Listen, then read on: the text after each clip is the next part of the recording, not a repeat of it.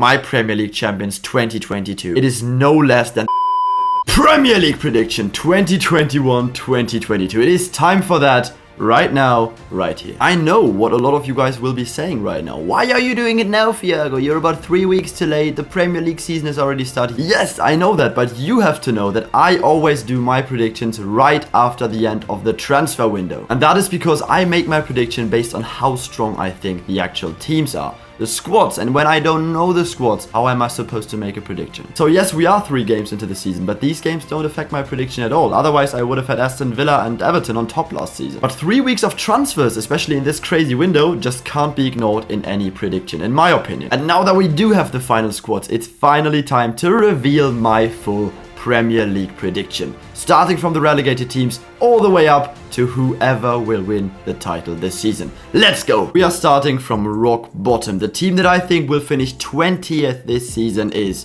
Watford. The Hornets got their immediate return to the Premier League last season. We all loved it because we want to see Ben Foster in the Premier League, let's be honest. But are they going to stay there? I don't think so. I don't think they are strong enough. They signed quite a lot in midfield. Imran Louza from Nantes was their top transfer. Ozan Tufan from Fenerbahce came in, and Moussa Sissoko from Tottenham as well. Just like his old and new teammate Danny Rose for left back. Up front, Joao Pedro and Ismail Assar are still there. Joshua King came in for free from Everton, and they signed Emmanuel Denise from Brugge, who was at Köln last season, and he was absolutely shambolic in the Bundesliga. There is no way this man is going to cut it in the Premier League. I'm sorry. What kind of hurt them though was losing Will Hughes to Crystal Palace for only 7 million euros. Arguably their most important midfielder went to a direct relegation rival. Watford are not a bad team at all. They surely deserve to go up here, but I think with this competition in the Premier League this season, no way they're going to stay up. So we start off this prediction table with Watford, rock bottom, going down as last. But who's going to be joining Watford in the bottom 3? Next up on 19th, I have the most English club of them all, Brexit FC, also known as Burnley. The Clarets have always found a way to avoid relegation in the last year. Generally, there was always at least 3 teams weaker than them. This season, I think it's not going to happen. Their main signings were 20-year-old Irish centre-back Nathan Collins from Stoke, who I don't think will be an immediate impact in the Premier League, and also French left back / left winger Maxwell Cornet from Lyon. This guy is decent, but still overall I don't think it's enough, because last season they were 11 points above the relegation zone. Why was that? Because the 3 relegated teams last year were significantly worse than the rest. This season I don't see that, especially considering the signings of the newly promoted sides. More was required from Burnley to stay up. The defense shouldn't be the problem, as always. Tarkowski's there, Ben Mee, Nick Pope in goal, but I just don't see enough firepower up front. They were the 3rd worst attack in the league last season. Chris Wood might get his 10 goals yet again, but that's just not enough if you don't have anyone else scoring goals. So Burnley are joining Watford here and finally go down. After a solid spell in the Premier League, it won't be enough this season. Now let's move on to the last relegated team this season. This is yet again another newly promoted side. On 18th, I have Norwich. When the Canaries last got promoted to the Premier League in 2019, they decided against signing big names. Basically, they signed no one. And that's probably why this season they changed their policy. They spend a lot. It doesn't really fit the Norwich DNA when this team is literally a mix of so many new players right now. Most remarkably in defense, Ozan Kabak came from Schalke on loan. Fullbacks, they signed Dimitrios Giannoulis from PAOK and Brandon Williams came on loan from United. So many midfielders as well. Pierre Lesmelou was signed from Nice, and then 2 big loan signings, Billy Gilmour from Chelsea and Norwegian midfielder from the Russian league Matthias Norman. Up front, another Greek PAOK player, Christos Solis, very big talent, and then from Bremen, who got relegated, 2 players, Milot Rashica and Josh Sargent. But here's why I think they will still get relegated despite so many signings. Number 1, Emiliano Buendia went to Aston Villa. This was by far their best player and the best championship player. I think this departure will hurt Norwich so much, and Milot Rashica will never be able to replace him. And then although I rate Christos Solis a lot, I don't think he's going to make an instant impact in the Premier League. Josh Sargent, in my opinion, not Premier League level. He's bang average. I have my doubts considering the chemistry if they all fit in a proper system, but I think Norwich will be significantly better than both Burnley and also Watford. I think they go down again, but they go down with a big fight. So that's our relegation trio completed. Norwich, Burnley and Watford off to the Championship next season. Now that relegation's sorted, let's talk about the dead midfield before getting to the European spots. On 17th, I have a team that is somehow being rated a lot this season. Got an interesting manager, but I don't think they're gonna do well. Patrick Vieira's Crystal Palace. Palace spent quite a lot this season. Odsonne Edouard, French striker, came from Celtic. This is a great move in my opinion. Then centre-back Joachim Andersen came from Lyon. This is also a decent signing. Then they got Conor Gallagher on loan from Chelsea and Mark Gehi, very young centre-back as well from Chelsea. They signed him for 23 million. A little bit overpriced in my opinion. But this for me is a sort of gut feeling. I just don't think they're going to do well this season. I don't think Patrick Vieira is a great manager. He's getting a lot of hype now, but that is mostly due to his playing career. He might even be sacked mid-season. This might end up totally wrong, but I have Crystal Palace on 17th. Next up on 16th, a side that hasn't been in the English top flight for 74 years. But I think they're going to stay in there. Renfort. If you just look at the squads on paper, then they will probably among those going down for most people, but not for me. I think their transfer policy as pioneers of using expected goals and other advanced football metrics is groundbreaking, and they will stay in the Premier League with that. In almost all of their moves, they get pinpoint signings for exactly what they need. The Scandinavian centre-back duo Christopher Aja, who is a ball-playing centre-back, with Pontus Jansson, who's a rock-solid Swedish defender. Those two fit so well. They barely concede any goals, and I think they will be very, very strong defensively. Their midfield is not quite Premier League quality yet,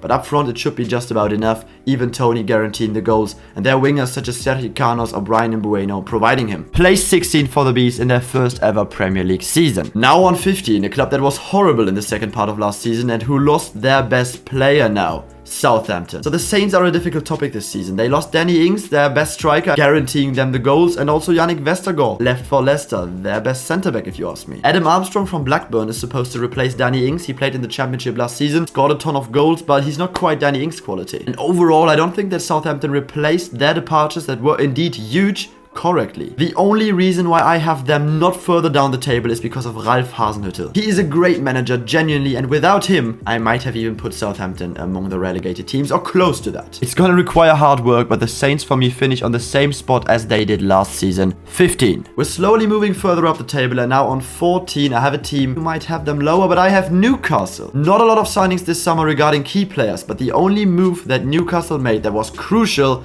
is keeping Joe Willock at the club. They signed him permanently from Arsenal for around £26 million. And honestly, would they not have got Joe Willock back, they might be very, very deep in the relegation battle. But with him, they were on 10th place last season for second round of the season table. And of course, they also signed Luis Santiago Munoz. Now they signed Santiago Munoz from the Mexican League. Yeah, I don't think he's going to make an impact, just a nice name. Steve Bruce is not going to do wonders with this one, but he is an okay manager. People hate on him a lot. For me, even though they're not quite going to get top 10 this season, but they're going to be far enough from the relegation spots, 4 to be precise. So 14th is Newcastle, and now we have 3 spots left in the bottom half of the table. Now on 13, I have a team that finished a lot higher last season, and most of you will have them higher now. Leeds United. Now I know Bielsa's boys finished 9th last season as a newly promoted side. The only real key player they lost is Alioski to the Saudi Arabian League. I was quite surprised seeing that one. Instead they added Junior Firpo from Barca and also Daniel James from United. Surely not weaker than last year. I just think that the other teams in that range are somehow getting better than them, if that makes sense. And also second season syndrome. Last year I said it about Sheffield United. Well, Leeds are certainly not getting relegated, but I still see them a few spots below last season. Safe midfield spot. They're not getting into the relegation battle for sure. But for me, not quite top 10 this season. Kind of coming out of my gut feeling as well. Leeds on 13. Now 2 spots are left in the bottom 10. It is slowly getting interesting, guys. On 12, I have a team that finished 16th last season. Massive improvement. Brighton. The Seagulls are a special case. Last season 16th, but let's all be honest, they played way better than that. On expected goals, I think they finished 5th or 6th last season. They were just massively uncrucial and wasteful with their chances, and also kind of unlucky, yeah. And usually these statistical exceptions balance themselves out across several years. So this season they should definitely finish higher than last year. Graham Potter genuinely has a great squad there. Yes, they lost Ben White, which gave them a lot of money, but to be quite honest with you, I don't even think that this will harm Brighton a lot. There is Lewis Dunk, Adam Webster, Shane Duffy and Dan Burn as well. They're sorted in the central defense. Made quite some smart signings as well. Marc Cucurella came from Getafe for 18 million. He's very flexible on the left side, and also Enoch Mwepu came from Salzburg for 23 million euros. Very strong box-to-box player. I think this is a great addition, as well as Cucurella. 2 great moves. So Brighton for me will improve massively, and this time their performance is also going to be reflected in the actual table. I'm not going as far to say Brighton are going to finish top 10, but 12th is a 4-place improvement to last season. Now the best placed team from the bottom half, the best of the rest if we can say that,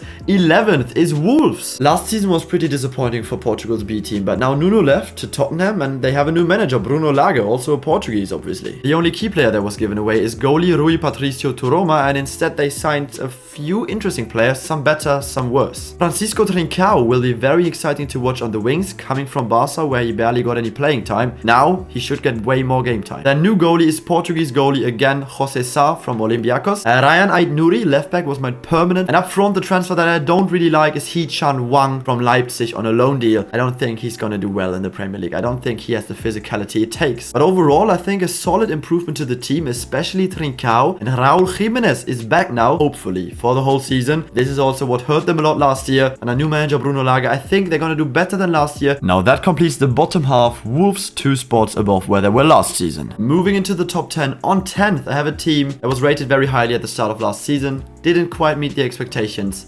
Everton. I don't have a lot to say about the Toffees. They now got Rafael Benitez as their new manager, but in terms of transfers, they didn't do a lot. Demarai Gray and Andros Townsend should be their most prominent signings, and in terms of departures, no key player has left. Very good that they kept Richarlison and Calvert-Lewin at the club. James, Alan and Doucouré, last year's hype signing, stayed as well. I think really they're about the same level as they were last season, just without all the hype. I think they're gonna finish the exact same place as last season. Now if Wolves are the best of the rest, then Everton are the worst of the best. A 10th place for the Toffees, just like last season. Now it's getting really fun and exciting. We only have 9 teams left, and number 9, a team that is gonna miss out on European football, we have to say yet again, is Arsenal Football Club. Probably a lot of you will even have them lower now, but as I said, I'm not taking the first 3 games of this season into consideration for this. Would be unfair, simply focusing on the team. And Arsenal spent the most out of any team in Europe this summer. This is also crazy. They spent 160 million euros. Most remarkable, Ben White, who is surely overpriced, but still a decent player. Martin Ødegaard was brought back to the club, made permanent from Real Madrid. Then Aaron Ramsdale was secured from Sheffield United. Pretty overpriced as well, 28 million euros. I don't really see how he's much better than Leno, to be honest. Japanese defender Takehiro Tomiyasu came from Bologna. And then another 20 million plus on Lokonga from Anderlecht and Nuno Tavares from Benfica, 2 big talents. Departures include the likes of Lucas Torreira, William Saliba, Matteo Guendouzi, Hector Bellerin, and also Joe Willock, so most of these were on loan anyway last season. Let me put it like this, the fact that they spent over 100 million on defensive players, a goalie and 2 defenders, baffles me. Because last season they had the 3rd best defense in the league. That wasn't really their problem. Up front is their problem, where they still have Auba, Deadwood. They should have got rid of Auba and Lacazette somehow and signed someone like Alexander Isak or Vlahovic. Big money would have to be spent on them, but instead of spending 100 million on the back, why do you not invest up front? I don't get it. For me, they are not going to finish bottom half. I think that is a stretch. Their team is still too strong for that. They will be nowhere near the European spots yet again. Just not enough for Arsenal. Sorry. If I'm being realistic, it's a 9th place for the Gunners, 1 spot below last season, which already wasn't great. Heading into the top 8, here I have a club that I think will improve this season despite losing the most expensive signing in Premier League history. Aston Villa. The Villa don't only have great kids this season, they've also done some serious business. Yes, they got a lot of money for Jack Grealish, and this is a guy that they will miss, obviously. Their absolute key player, their absolute talisman. As a replacement, though, they signed Emiliano Buendia, who I mentioned earlier, from Norwich. Top player, not quite Grealish level, but similar playing style. Then Leon Bailey from Leverkusen. Not sure how consistent he will be. Had a top notch last season though. And with Danny Ings from Southampton, they brought in an absolute goal-getter to feature alongside Ollie Watkins. This will be a sick attack. Even if it sounds weird, but despite losing Jack Grealish, I think Aston Villa are slightly, not significantly, but slightly better than last year. And in these spots, 8, 9, 10, 11, 12,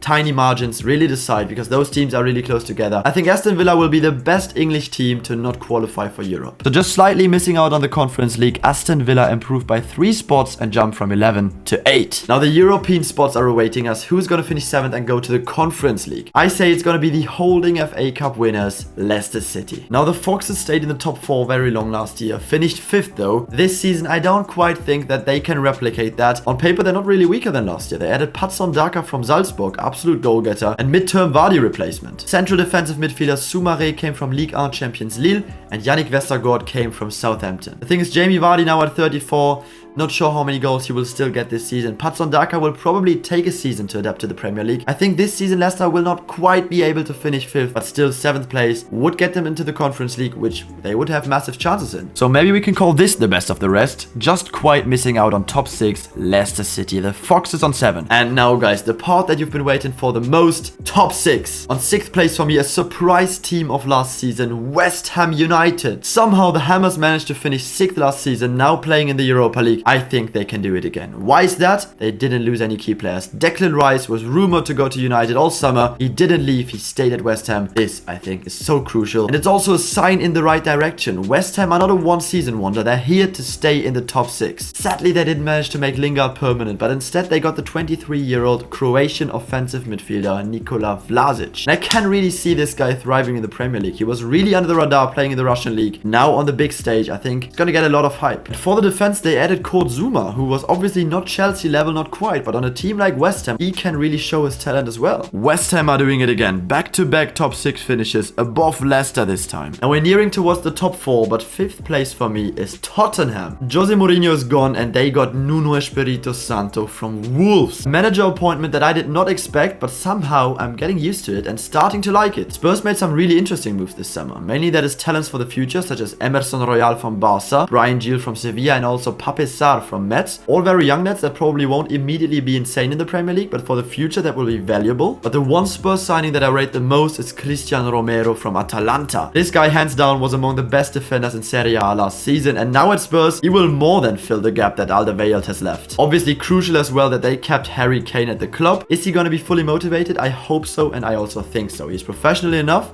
So with this squad that Spurs have this season, I think they won't have to go to the Conference League next year. This will be a solid Europa League finish for Tottenham. So Spurs are jumping 2 spots up from 7th to 5th. I've already said that like 3 times this video, but now it's getting really exciting. Top 4. Number 4 for me is a team that has a lot of injury players back, Liverpool. There is 2 sides of the story when rating the Reds this season. On the one hand, VVD back will be so much needed. Joel Matip is back, Joe Gomez, especially their defense, will be on another level than last year, obviously. But on the other hand, they were rather quiet on the transfer market, which I respect, but it might be a disadvantage compared to the top 3. They signed Ibrahima Konate from Leipzig, where to be honest, I don't quite know where he will fit in yet. And then their biggest talent, Harvey Elliott, came back from his Blackburn loan spell. This guy I think can be crazy good, but the problem I see is that they didn't sign a real replacement for Gini Wijnaldum. Or more precisely, it's supposed to be Harvey Elliott. Trusting the youth is great, but how many games will this 18-year-old boy have to play this season? Reminds me of Pedri. I'm a little bit afraid that they're gonna overplay him and that would not benefit anyone. Had Liverpool signed Saul as a replacement for Wijnaldum as well to put off some pressure off Elliott, I think they could have been challenging for the title. Like this, I have them on 4th. So despite their injury boost, the Reds are finishing 1 spot below where they went last season. It's getting so serious now. Who's gonna win it? On 3rd,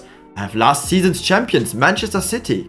Putting the Citizens on 3rd only was such a tough decision. I think it's super close. They didn't sign many players and didn't give away many players. They only made the one marquee signing, of course, Jack Grealish. And this guy is going to be great for them, I think. But the one thing that I see here, the problem is they didn't get Harry Kane or Haaland or Ronaldo. You get what I'm trying to say? They didn't get any pure striker. I know they're playing Ferran Torres. Seems to be working out quite well. But once again, going into the season without any pure striker. Last season, at least they had Aguero for a few games. I don't think Ferran Torres as a false 9 is going to work against all opponents. I think this one thing keeps them from retaining their Premier League title. Still, I have no doubts they're not going to be far off from the top 2. Not far at all. It's going to be so close. So Manchester City for me dropped by 2 spots to 3rd place. And now, I don't know why this is getting so exciting for me. I know the ranking already, but still, my heart is beating like crazy.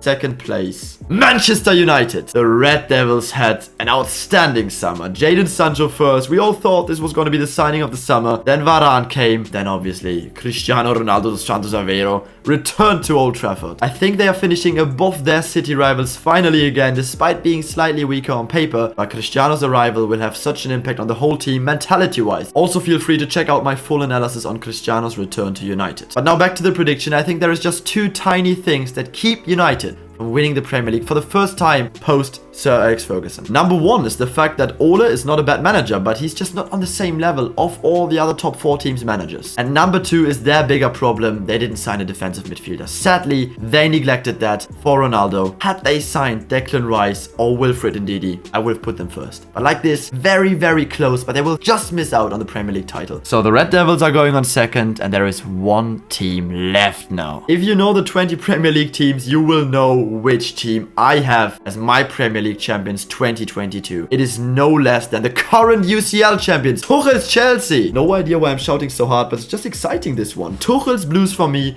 after winning the Champions League this year, are going to be Premier League champions next year. And for me, that is mostly because they got their signing that they've needed all the time, Romelu Lukaku. This is the cherry on the icing. Is that even a thing? The icing on the cake. Last year, the only thing that they were lacking is a physically strong goal-getter. Who better than Big Rom for that? This is the one piece that Chelsea were missing in their puzzle. I also think he can link up with Werner. So going into the season, I hope Tuchel employs that double strike partnership. And even if not, they can always change between a physical, build-up play genius, holding striker, and also Werner, the guy who creates the best spaces for himself. On deadline day, they also added Saul, which I think is not even that crucial for their starting 11. It's about the depth. If you want to win a 38-game league season, especially in the Premier League, then you need some massive squad depth. And Chelsea now definitely have that. Jorginho, Kante, Kovacic, Saul, Havertz, Mount, Ziyech. Just some of the options for midfield. For me, the Blues are doing it. A similar story to Liverpool 2019 Champions League and 2020 Premier League. The Blues are going to win the Premier League this season. You've heard it here. Maybe not first, but you've heard it here. I have full trust in my prediction. Chelsea are doing it. So after 5 years, Chelsea are on top of England yet again. This is it. My Premier League table prediction for the upcoming season. I have to say the top 4 was not easy to predict at all, but this is mine. Now guys, it's your turn. Let me know in the comments what you think of my Premier League prediction. What would you change? How does your prediction look? I'm down for a hot but healthy debate, and prediction season is actually just warming up. We're gonna see each other for the Champions League group stage very soon. And up until then, prediction Fiago is out. Peace.